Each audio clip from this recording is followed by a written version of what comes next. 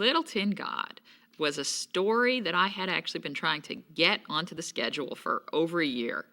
I had gone to the Arm& Hammer Museum, actually with Maureen Russell, to see an exhibit on the Moche, which is an ancient Peruvian tribe who worshipped a god called the Decapitator.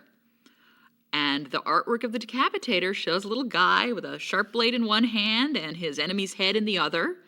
And there's lightning bolts all around him, and he's got his arms out like this. I thought, this is an immortal.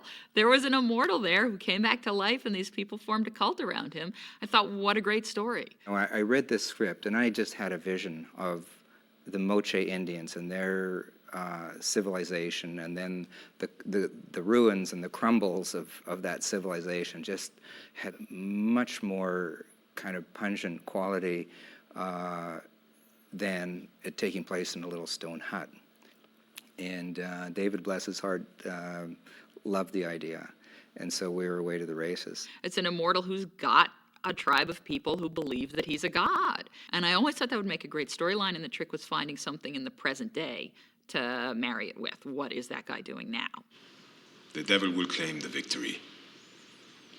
And when he takes the head of one of my chosen, all of my goodness will flow into him and bring him to his knees. While he is weak, you must strike his head from his shoulders. Then you shall come to know the true glory of your God. What if this took place in and around the ruins of one of these ancient pyramids, at the base of which is a temple, and that temple then is the set where the action takes place? Thank you. She understands nothing of your language or your world. All she knows, all she has ever known, is this village. She is called Koyantu, born on the day of Koyaraimi.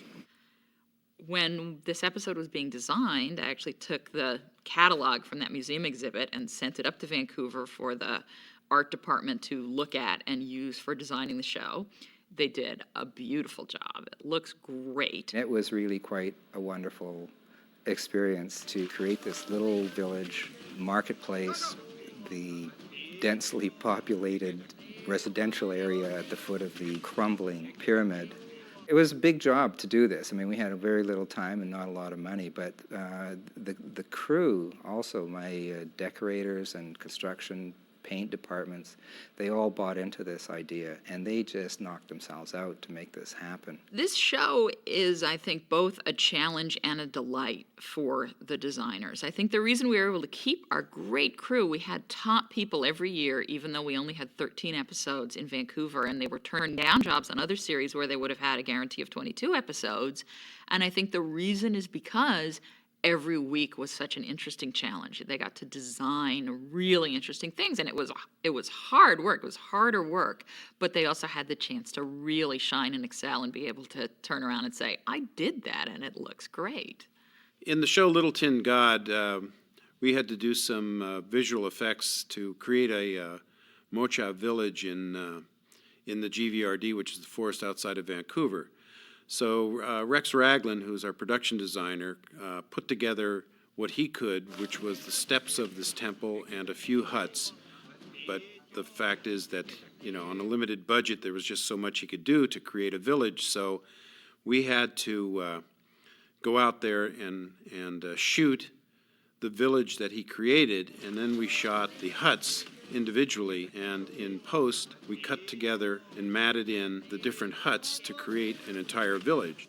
We had the top of a temple rising out of the trees. We built the base, and the top of the temple actually was a photograph. The trees in between just looked like overgrowth over this temple. I think it was pretty effective in creating that world that didn't exist before we shot the show. No, the only problem in making the show was Rafał Zielinski. No, Rafał's a dear friend of mine. He's a sweet guy, and he's really talented. We like to work with directors who were not known as episodic TV directors per se. We tried to pick guys that had done some small films or some independent films or some other kind of work, because we wanted to try to bring a little bit of a, you know, a movie quality to each show.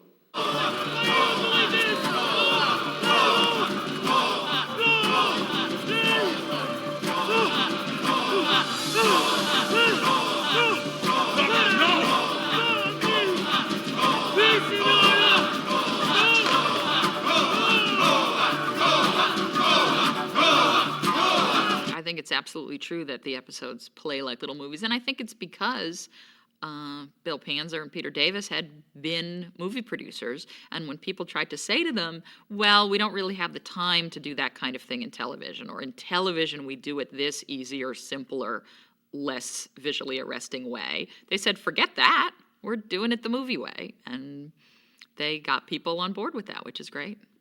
Rafal was a perfect example because he's a guy that I don't think had done any television whatsoever, and so he wasn't going to be anybody's first choice to do episodic, but he was one of our choices because of that. You know, he's fun to work with. He's also tough. He's very soft-spoken and he's very nice, but he knows what he wants. And like any director, he's banging at your door like every 10 minutes, wanting this and wanting that, and even after you say no, or we can't afford it, or sure you can have that, but you got to give up this, which is the normal sort of give and take of production. He'd be back, an hour later and keep, in your face all the time, and we'll go away. But that's all for the show, and that's part of the process. And I think Rafal turned out a good show.